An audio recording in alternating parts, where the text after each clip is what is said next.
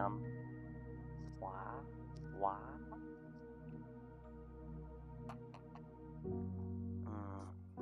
Nice yummy tea.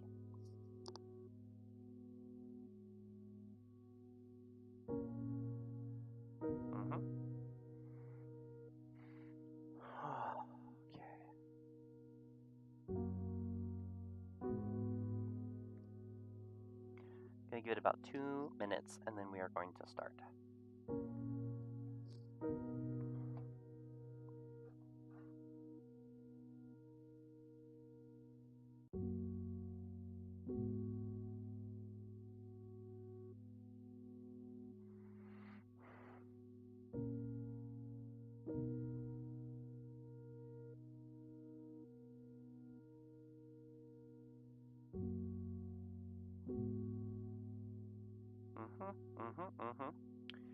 Just about 1 more minute and then we are going to get started. So just bear with me a second.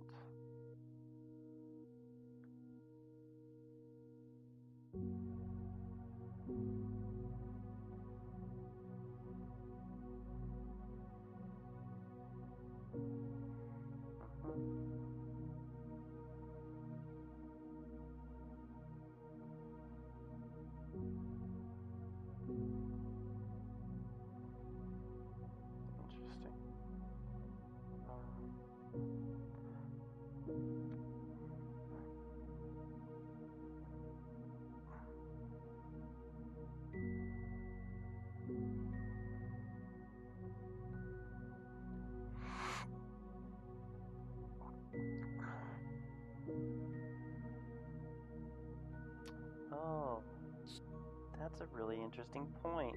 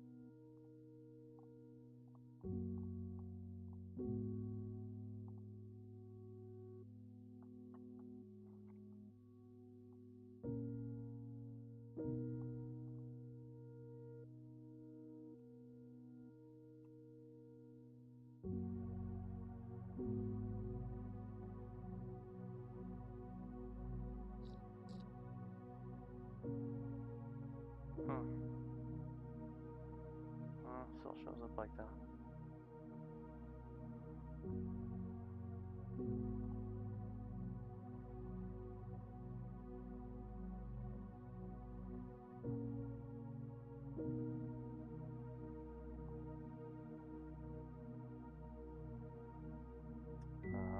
Learning something new.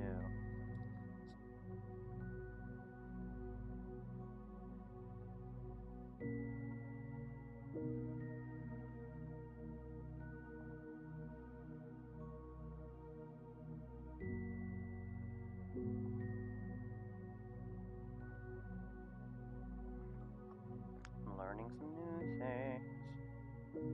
Didn't know I could do that. Well, that's cool. Alright.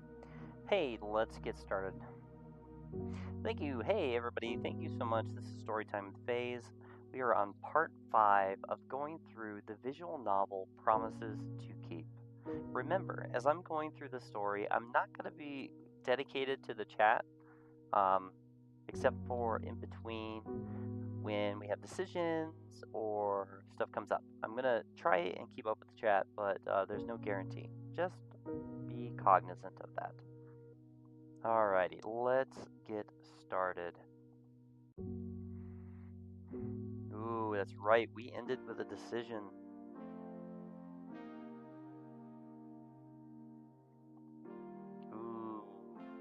Chat, chat, chat, chat. This is for you. Which one of these three do we do? Do we go light and happy stories, serious sad stories, or sad stories with happy endings? We got a vote. Come on.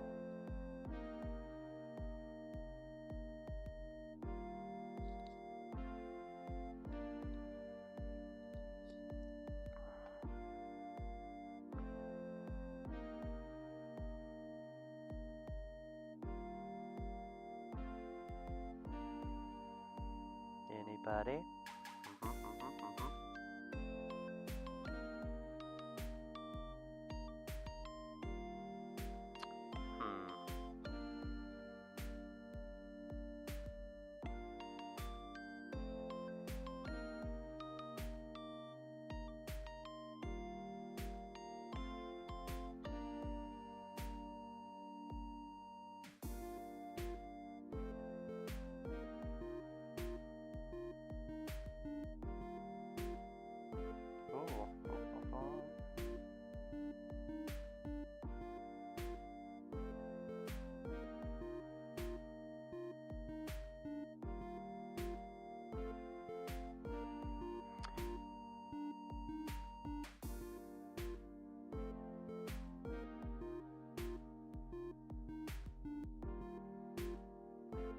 Bum, bum.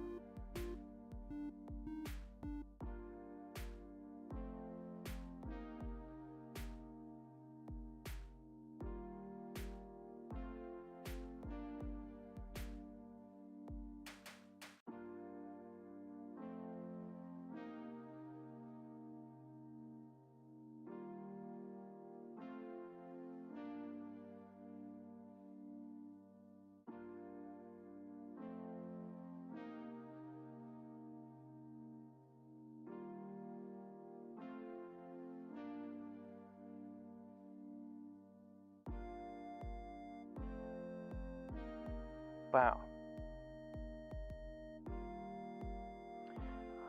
Alright, well, since there's nobody to vote, let's do some light, happy stories. I usually prefer happy stories. I guess I just feel like there's enough pain and suffering in the world already, and it's all so exhausting. Why make up more? It's not that I dislike sad stories, but I think we all need to learn to focus on the good things in life, rather than agonize over the bad. Ollie is silent for a long time, seriously considering what I said.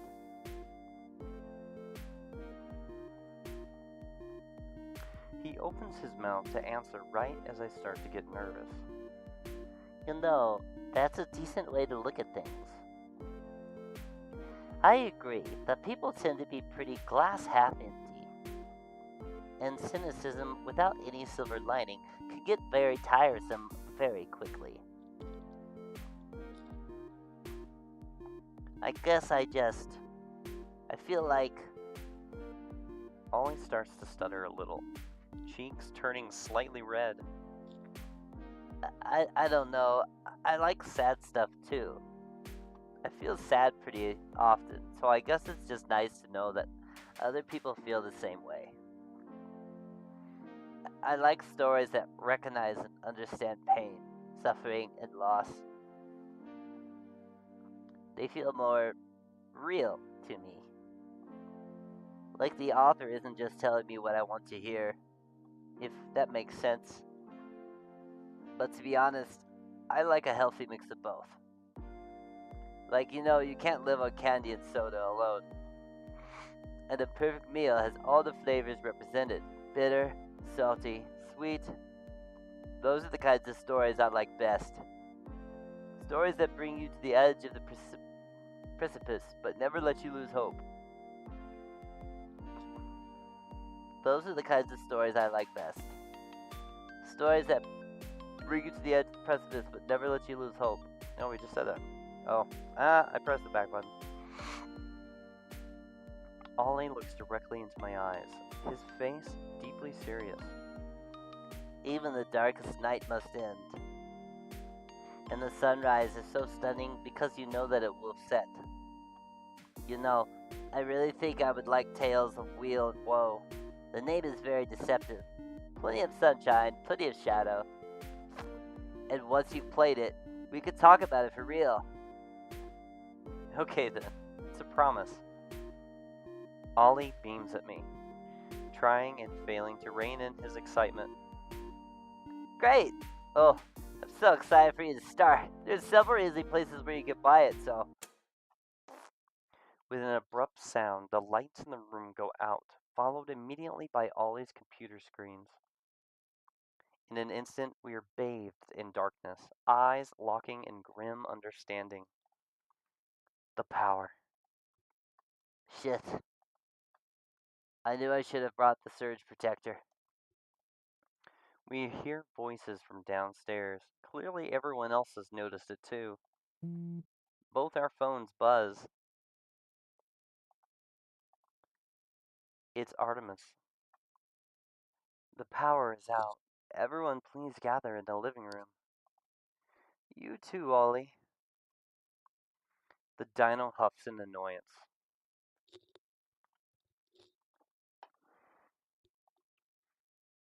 There was no need to single me out. I would have come down. Come on, FaZe, let's go. When we reach the base of the stairs, we find Artemis in the living room, stiffly pacing back and forth.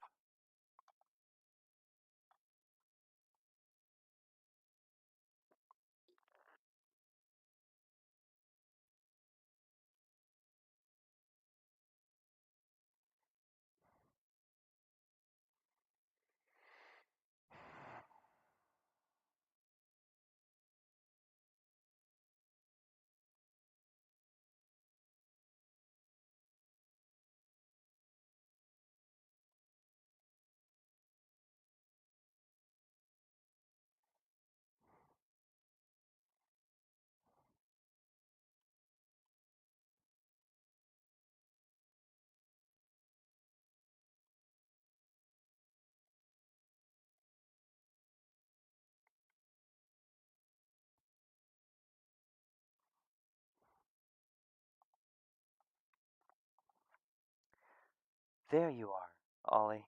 Come sit here. The gas fire may be turned off, but it's still warm here. Artemis, it's fine. The power just went out. It's still warm everywhere. You know how quickly he can leach out of a building.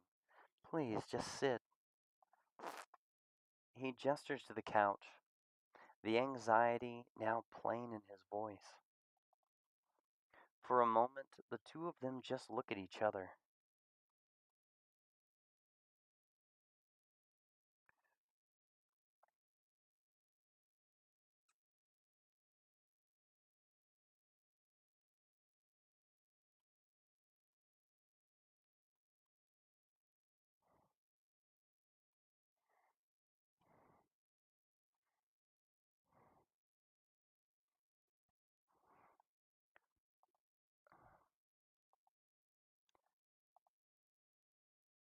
And then Ollie swiftly walks to the couch and sits, averting his eyes.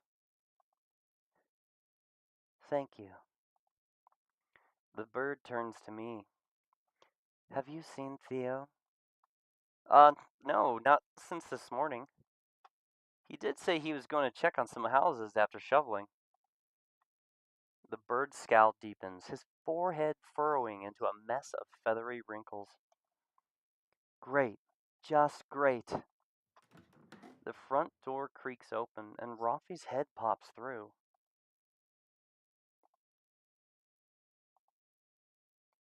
Hey, Artie! I grabbed Hunter, just like you asked.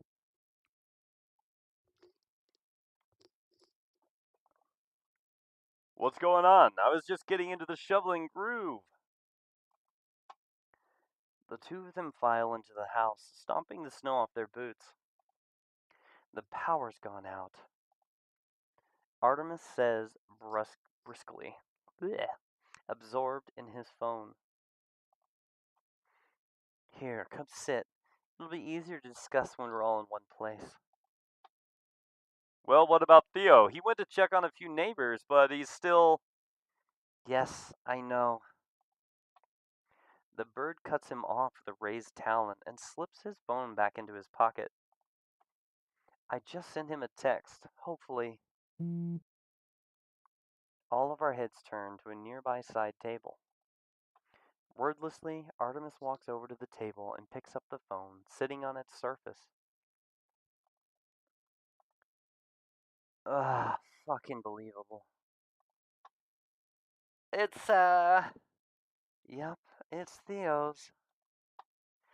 Sure, yeah. Just wander off into a snowstorm without your phone. Real smart. I'll go get him then. Artemis shakes his head in annoyance, eyes darting around the room. No, you stay here. There's no point in splitting up. Hunter hesitates for a second, then continues lacing up his boots. But he can't be that far. It'll take a few minutes tops. And what if he's in someone's house helping with something? Artemis snaps at Hunter. You could walk right past him and not know. The raccoon recoils slightly at Artemis's tone, then frowns and fires back. So, what? I'm just supposed to wait here? Who knows what he'll return? Yes, so we all wait here until then. What's not clicking? Better than all of us just wandering out into the snow with no idea where we're going. Well, already hit would be just one of. Why is it so hard for you two just to sit still? Artemis' voice is hard and flinty now, something near panic reflecting in his wide eyes.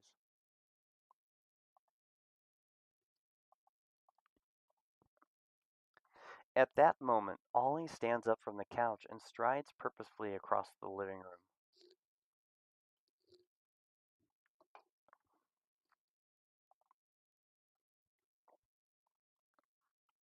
Ollie, where are you going? The dino stops at one of the lamps and flicks the switch a few times.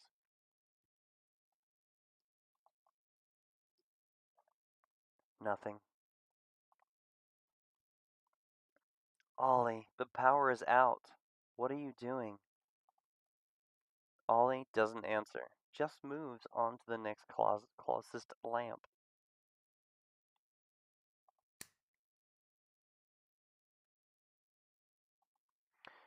The corner of the room floods with light as the lamp turns on. Oh! Rafi is the first to break the silence, eyes wide in understanding. so, it was just a circuit breaker? Artemis? Ollie's voice is gentle and calm, quivering only slightly. The breaker box is down in the basement, right? Can you show me where? The bird stands speechless for a long moment, then nods. He drops his gaze and starts to shuffle towards the basement door. We'll be right back. Ollie says to the room at large, then seems to reconsider. Though it might be best if everyone sees where it is, in case it happens again. Sure, we'll come with you. I motion to the other two and start following Ollie.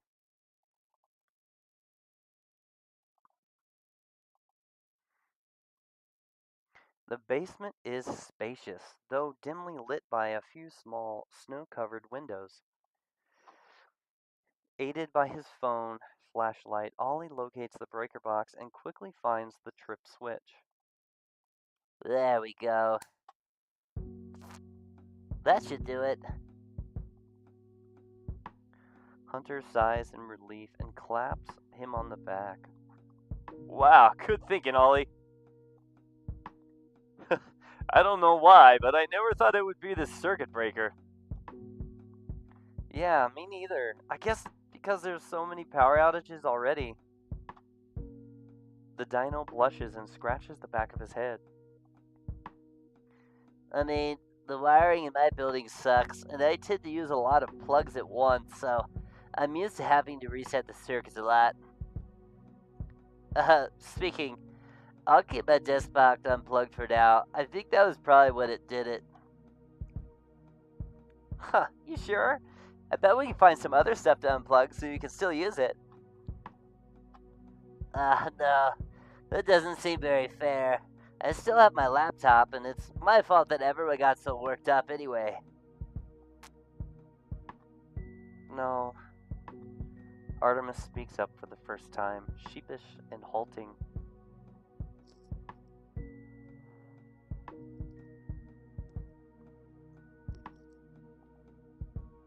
It was my fault.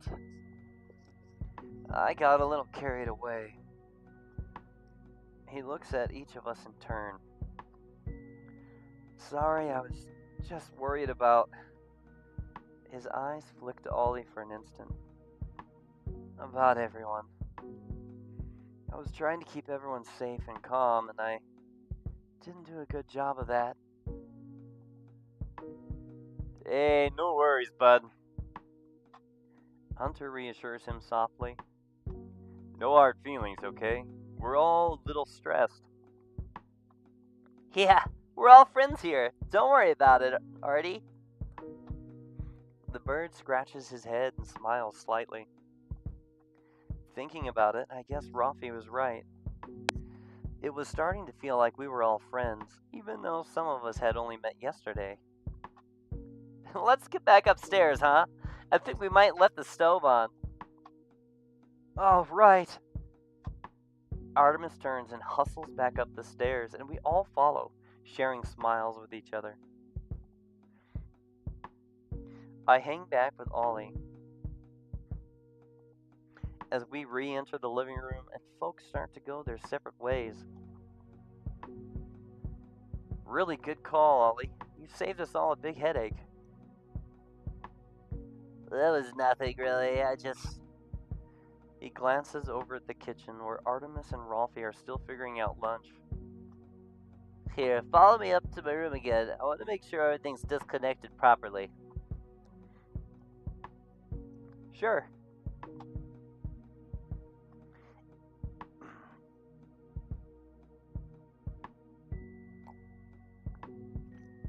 As he goes to work unplugging the various computer wires, Ollie talks to me quietly from underneath the desk. This may seem a little strange to say, but please don't think badly of Artemis because of this. He just could be a little overprotective at times, especially when it comes to me. Yeah, I could tell, to be honest. But I promise it doesn't come from a place of malice. He can be a little controlling, but only when he's worried about someone. Finishing his work, Ollie looks up at me with serious eyes. I know he cares about all of us here, not just me. He's really warmed up to the rest of you as well, far quicker than he normally does. And, well, it's nice to see. Between the two of us, he may seem like the more outgoing one, but honestly, he has as much trouble making friends as I do. Something in Ollie's eyes catch my attention. A deep, tender warmth. I noticed it before too, when he told me the story about how they met.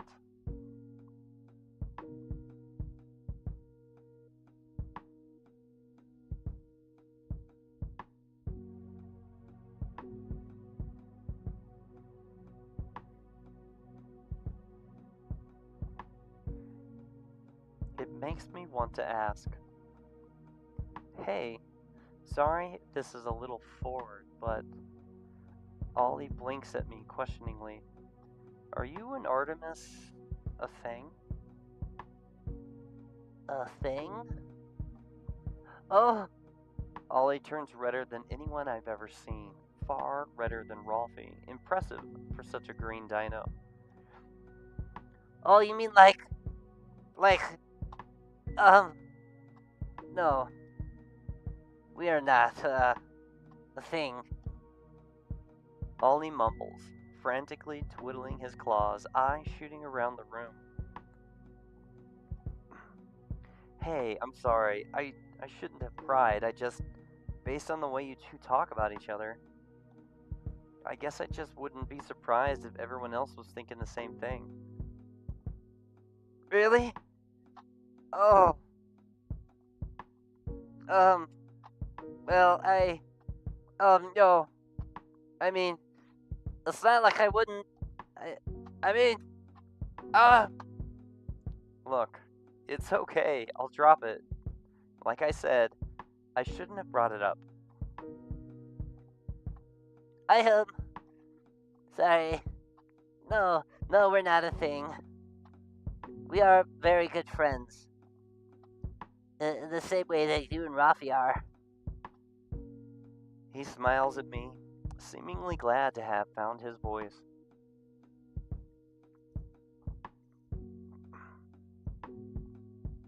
My stomach turns slightly, though I'm not entirely sure why.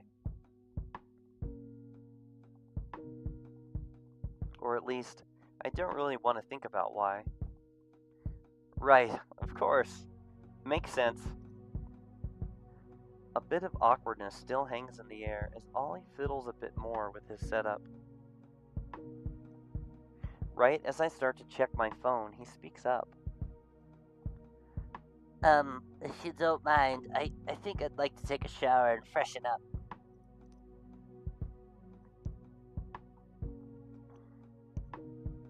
Oh, sure.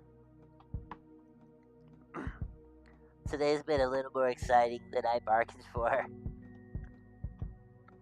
Ollie chuckles slightly, running his claws through his crest. Agreed. And I didn't sleep that well either. You too, huh? Well, if you ever find yourself awake in the middle of the night, shoot me a text. There's a decent chance I'll be awake then, too. Deal. Enjoy your shower. Theo left towels and everything else we might need in the bathroom, so you should be all set. Thanks. I'll see you around, FaZe. See you around, Ollie. I shut the door behind me and immediately start kicking myself for prying.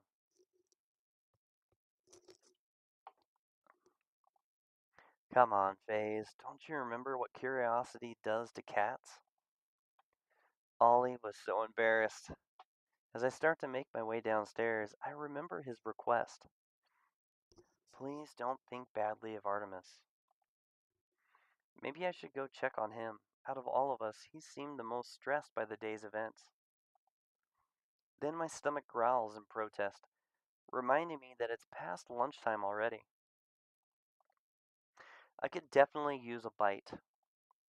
I bet I'll find Rafi in the kitchen, and where there's food, I'll probably find Hunter too. What should I do first? Alright, chat, this is for you. Time to vote. Time to vote. Ooh, ooh, ooh, ooh, ooh, ooh. Time to vote. Time to vote. What should we do? Should we check on Artemis or get a bite to eat? Check on Artemis or get a bite to eat. What should we do? Which one? Bah, bah, bah, bah, bah.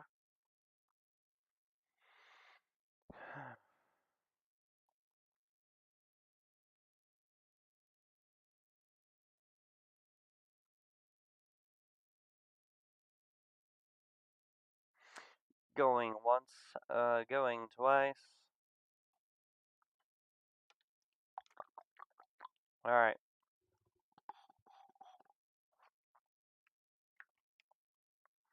Sold. We're gonna go check on Artemis. Let's do it. Food can wait for now. Last I saw Artemis, he was heading to the kitchen to clean up. I mean, the food's there anyways, right? Sorry. As I head down the stairs, Rafi zooms past me, then stops. Oh, Faze! There's food at the kitchen counter. He holds up a plate of fried dumplings. Oh, Hunt- oh, Hunter was too lazy to come grab some for himself, so I have to deliver to me a delivery to make.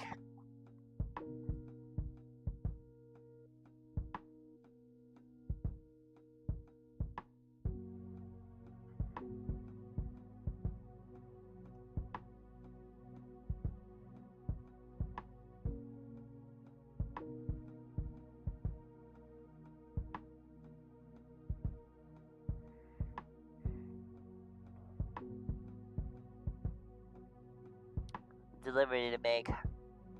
really? I thought he loved going up and down the stairs. Yeah, but he loves making me do it even more.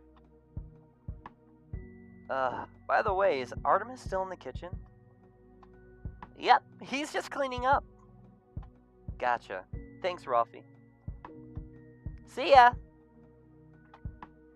I take one last deep breath and walk into the kitchen. Hey, Artemis.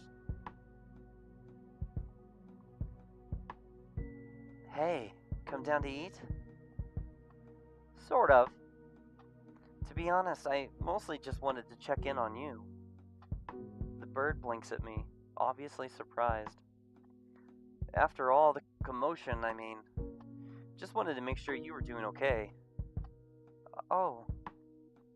Well, sure. I'm alright. I'm the one who made trouble for everyone else, so if anything, you should be worrying about them.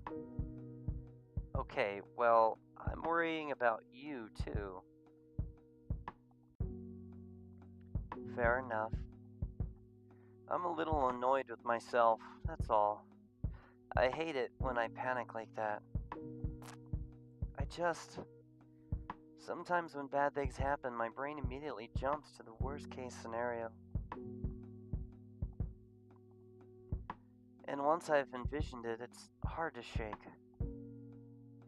And I can get a little. Well, you saw me.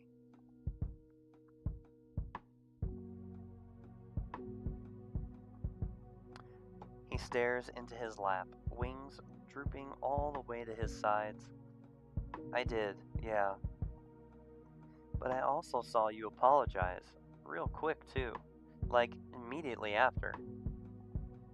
Most folks would have waited hours or days or just not done it at all. And to be honest, that means a lot. It's one of the reasons why we're all so quick to forgive. Don't worry about it too much, okay? I think the rest of us have already moved on. If you say so. At that moment, we hear the front door creak open, and Artemis immediately gets up out of his seat. Must be Theo.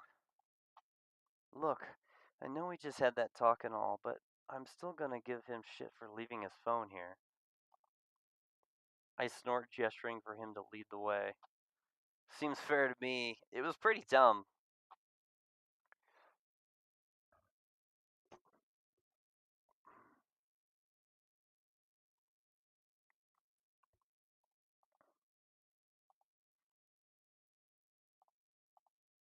Eric, welcome. Oop, I gotta go back one. The fox looks even more tired than usual, stiffling, bending over to remove his snow-caked boots. Stiffly. I shoot Artemis a look, and he nods in understanding. I'll pull my punch. Together we walk up to the front door to greet him properly. Hey, Theo. Oh, hey, you two. Sorry. I didn't think I'd be gone so long. Sure, makes sense.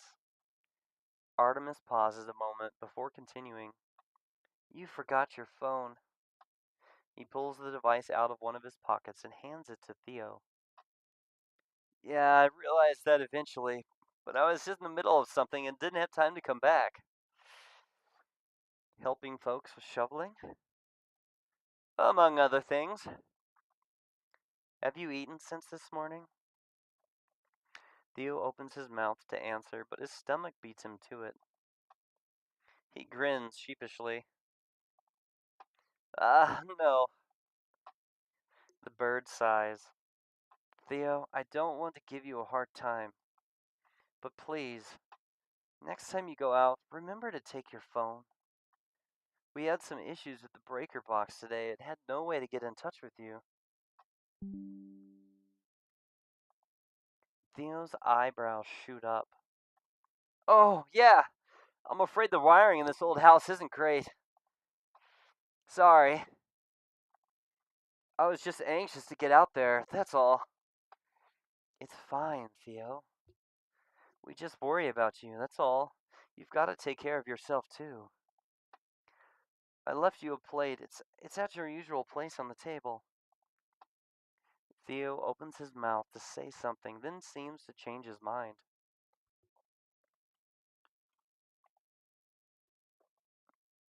Thanks, Artemis. I appreciate it. Artemis nods, giving me one last smile, and slips away up the stairs. I'm guessing he wants to be alone for a little while. Now, just the two of us. Theo turns to me, clearly embarrassed. I reckon I got off easy, huh? Yeah, I think you did. He was being serious, though. We were all a little worried. I'm sure, but you all know I can take care of myself.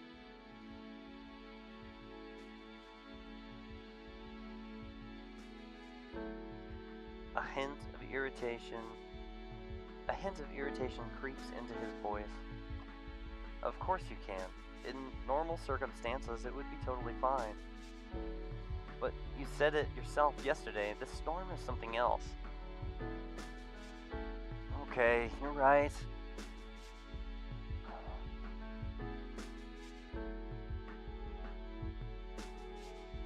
I messed up. Sorry for being defensive just now. His stomach growls again. But I'd appreciate if any further lectures could wait until after I eat. I chuckle and gesture to the kitchen. Deal. As we walk in, I signal to the plate sitting on the table. All yours. Oh, dumplings! The fox wastes no time digging in, the lines on his face softening as he eats his first substantial meal of the day. What about you, FaZe? He pauses, with a dumpling halfway to his mouth. You ate already, right? I hastily grabbed the dumpling pan off the counter and stuffed one into my mouth. You gave me that whole speech earlier and you haven't eaten either? Sorry. I mumble through a mouthful of dumpling. Wow, these are delicious, actually. Aren't they? I'm really going to have a hard time letting Artemis go home. I nod in agreement and bring the whole pan to the table. You don't have to sit with me, you know, he says in between bites. If you'd rather hang out with the others. I shrug. I haven't seen you all day, and I wanted to hear how things were out there. Theo nods and gulps down a long drink of water. Folks are hanging in there. There's a few more houses I'm not completely sure about, but he grins sheepishly and lowers his voice. I was starting to feel a little faint, to be honest. I didn't really eat breakfast either. Just had a cup of coffee and half a scone. I know. Don't look at me like that. Breakfast is usually optional for me. I just never hungry in the mornings, that's all. I never skip lunch or dinner, though. Not when things are normal, anyway. He pauses a moment and rolls his shoulders, grunting as the joints pop softly.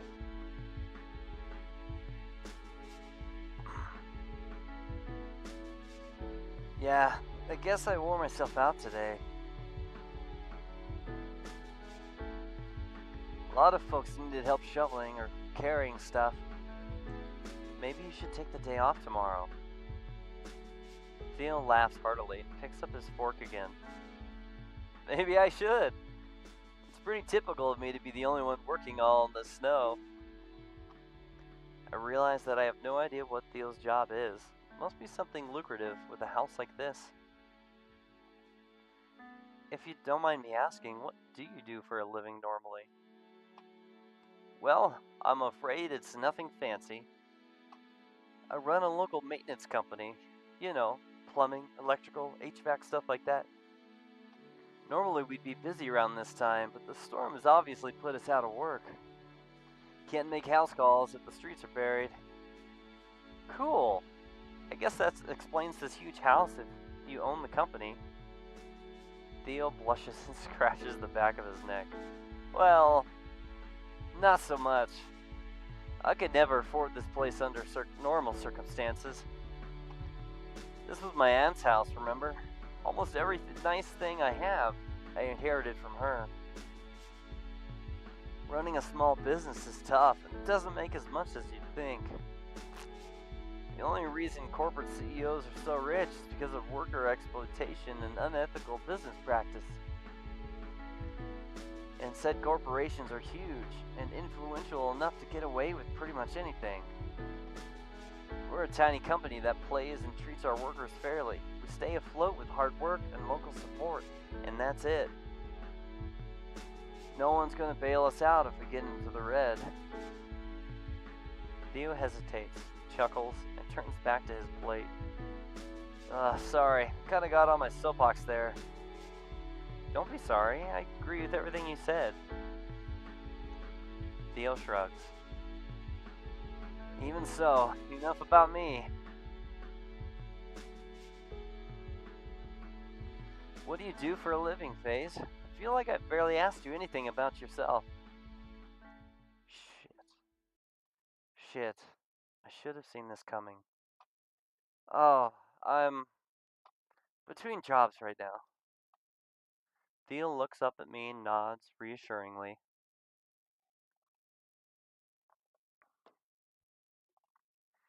No shame in that. He waits for me to continue. Things just didn't work out at my last job. At all. No shame in that either. I suppose. I guess it's just. It started to feel like I'll never find the right place for me. A knot tightens in my chest, and my last few words come out strained. I know the feeling. Trust me, I do. Theo's voice is gentle, like a soft spring breeze. It took me quite a while to get settled where I am now. A lot of bad choices and a lot of heartbreak. You'll find something, don't worry. I haven't known you very long, but I can tell you're a kind, conscientious person. And that matters in the end. You know the saying, you reap what you sow. Well, it's true. As long as they are caring, compassionate people in the world, they will find each other and help each other thrive. Let me know if you ever need help with a job search. I'm in your corner. And I'm sure there are others are as well. Don't be afraid to reach out. Theo. I make an effort to meet his gaze, return his soft smile. I nod, momentarily lost for words. Sorry if I got too serious there. Not at all. He takes a final gigantic bite and sets down his fork, his plate now completely spotless. Whew, that was delicious. I don't know about you, but I could use a drink. His face scrunches up in thought, black nose twitching. And I'm not sure any of you have really seen the bar yet, except for Artemis. The bar in the basement? Oh, yeah. His face falls slightly. Guess it won't be a surprise then. Well, I only caught a glimpse of it while we were figuring out the power situation. I added hastily. We haven't seen it in action. His eyes regain their sparkle, and he paws around for his phone. Well, now's your chance then. I think tonight is a good night for a little celebration. Why not, after all? He types a quick message into the group chat, and I scroll through the various GIFs to locate it. Hey all, if you fancy a drink or just want to hang out, come down to the basement and see the bar. Here, you can be the first to really see it.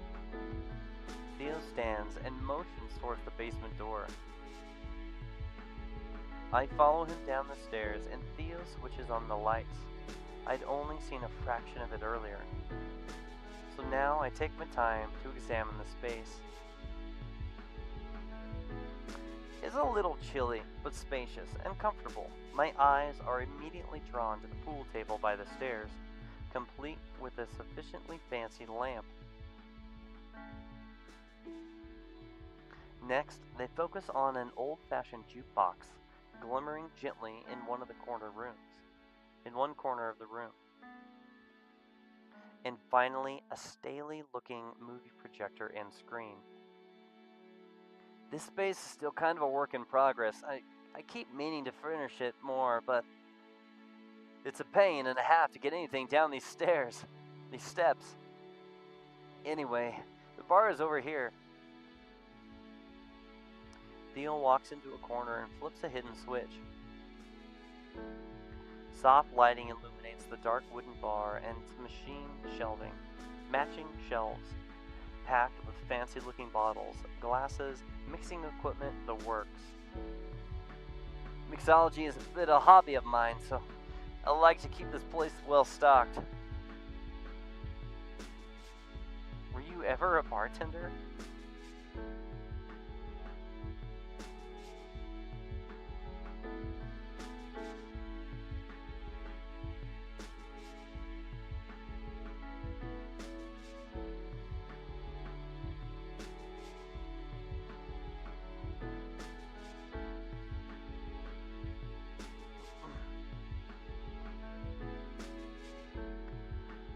I was, yes. Spent a few years at a friend's local place. He taught me everything I know, pretty much. Didn't last long. Didn't last, though. Money and health troubles meant he had to close up shop. He was a real good guy. Gave me a sterling recommendation, and I got a job somewhere much fancier, if less cozy. A lot less cozy. I felt thoroughly out of the place, though. I think I've still got the uniform upstairs somewhere. Uniform?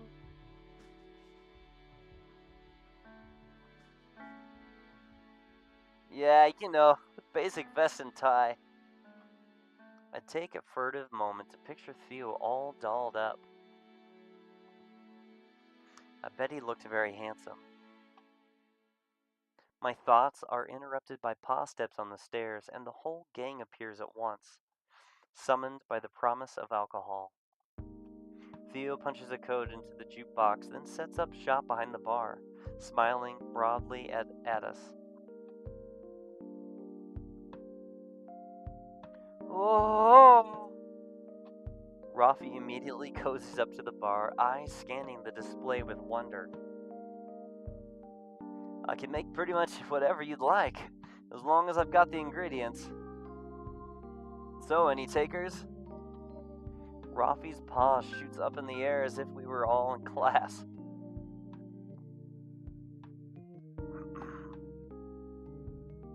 Me! I figured. Well, what do you have? I don't know, you pick. Something sweet, please. Theo blinks in surprise, then laughs. Okay then, how about an appletini? I don't know what that is, but sure. It's a martini, but it's got a sweeter apple flavor. I've never had a martini either, but I'm down to try. Okay, fair enough. Do you prefer gin or vodka? Rafi blinks back at him for a long moment. How about I pick for you? Yes, please. How about the rest of you? Nothing for me, thank you. I'll just have water. Theo nods encouragingly. Sure thing. Hunter's bright eyes flick back and forth between Theo and the array of bottles. Yeah, I'll have something, a little something, as a treat. There's no pressure, of course, if you'd rather not. Nah, I'm down. Just, counting calories. Give me a shot of vodka, please. Hey, alright, a true college man. Theo teases, starting to tinker behind the bar. Ollie, anything for you? I'd have a mojito if that's okay. If you have the ingredients, I mean. If not, then... Theo cuts him off gently, looking over his shoulder with a smile. No trouble at all. Nice and easy to make.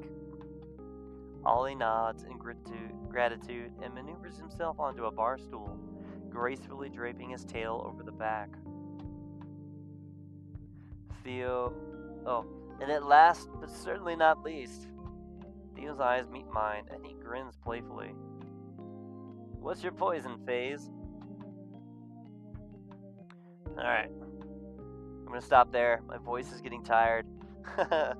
Alrighty. Thank you so much for everyone that logged on and was here listening to the story. I really hope that you enjoy it as we continue to progress through this. Definitely check back with us next time. If you don't forget, these will be posted up here shortly, so you can, if you missed the live, you'll get to actually come back and actually watch it and progress with us as we go through the stories. Don't forget to like and subscribe. Thank you so much. Have a great day.